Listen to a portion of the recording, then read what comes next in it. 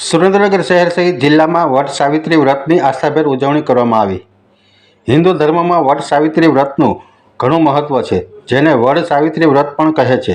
મહિલાઓ પોતાના પતિના દીર્ઘાયુષ્ય માટે આ વ્રત કરે છે અને વટવૃક્ષ એટલે કે વડના ઝાડની ભાવપૂર્વક પૂજા કરે છે, પરિક્રમા કરે છે।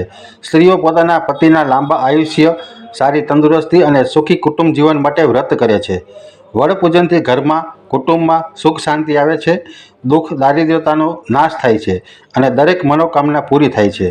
સુરેન્દ્રનગરના રામમહેલ મંદિર પાસે આવેલ પ્રાચીન વડ વૃક્ષ પાસે શાસ્ત્રી જતીનકુમાર પંડ્યા અને રાજેન્દ્રકુમાર પંડ્યાએ બહેનોને પૂજા વિધિ કરાવી હતી।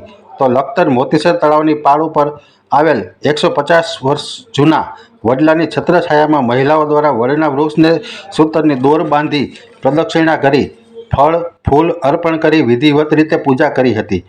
થાનગઢમાં પણ મહિલાઓ દ્વારા શ્રદ્ધાપૂર્વક વડ સાવિત્રી વ્રતની ઉજવણી કરવામાં આવી હતી।